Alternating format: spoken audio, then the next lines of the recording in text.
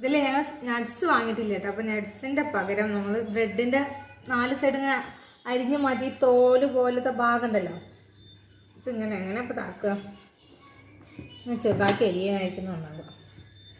ചെറുതാക്കി ഒരു ഡെക്കറേഷൻ വർക്കിന് വേണ്ടിയിട്ട് ഒരു ഭംഗിക്ക് ഇത് വെച്ച് നമുക്ക് അഡ്ജസ്റ്റ് ചെയ്യാം. അതാണ് നന്നാവുക. നട്ട്സൊന്നുമില്ല, പെട്ടെന്നുള്ള പരിപാടിയായിരുന്നു, പ്ലാനിങ്ങുകളില്ലാതെ ഒരു പുഡിങ്ങാണ് തോന്നി. അപ്പോൾ സാധനം വാങ്ങി, ഇതെന്താവും അറിയില്ല. ഫൈനൽ സ്റ്റേജിലേക്ക് എത്തിയിരിക്കുന്നു. ലെയറാക്കാണ്, ലെയറാക്കി എല്ലാ സംഭവം എൻ്റെ മുന്നിൽ ഇങ്ങനെ നിൽക്കുക കേട്ടോ. വെച്ചിട്ടുണ്ട്. കുറുക്കിയ പാലും കസ്റ്റർഡ് പൗഡറും കുറച്ച് ഒഴിച്ചു കൊടുക്കാം. എല്ലാ അവസ്ഥ ഇതാണ്. അടുത്ത് വീണ്ടും നമുക്കിങ്ങനെ സെറ്റാക്കി ഇങ്ങനെ ബ്രെഡ് വെക്കാം.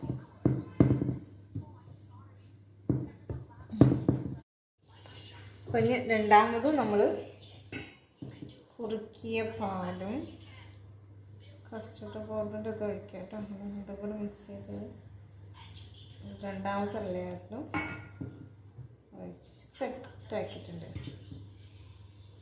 ഇനി ഇതിൽ പറ്റിയൊരു അബദ്ധം എന്ന് പറഞ്ഞാൽ, ഇനി ബ്രെഡ് ഇത് തികയില്ല. ഇനി ബ്രെഡ് എടുത്ത് കഷ്ണാക്കി വെട്ടണം കേട്ടോ. ലാസ്റ്റ് ബ്രെഡൊക്കെ അത്യാവശ്യം വലിപ്പമുണ്ട്. അങ്ങനെ ഒന്നാകെ അങ്ങനെ സെറ്റാക്കി ചെയ്യും. ഇനി നമുക്ക് കുറുക്കിയ സംഭവം അങ്ങനെ ഒഴിച്ച് കൊടുക്കാം. ഒഴിച്ചൊഴിച്ച് സെറ്റാക്കാം. ഈ പാത്രം എടുക്കാൻ എന്താ കാരണം അറിയോ? ഇവിടെ പാത്രങ്ങൾ കുറവാണ് കേട്ടോ.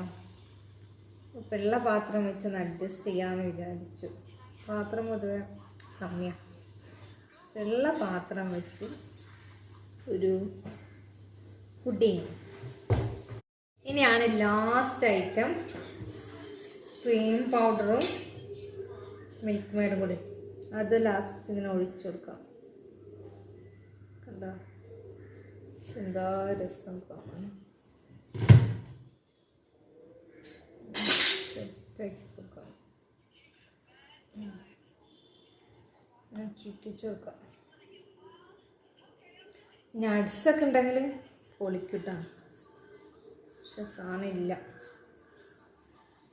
ഇനി നമുക്ക് ഇവിടെ ചെറുതാക്കി അരിഞ്ഞ് വെച്ച ബ്രെഡിൻ്റെ പുറന്തോട് അങ്ങനെ പാകാം.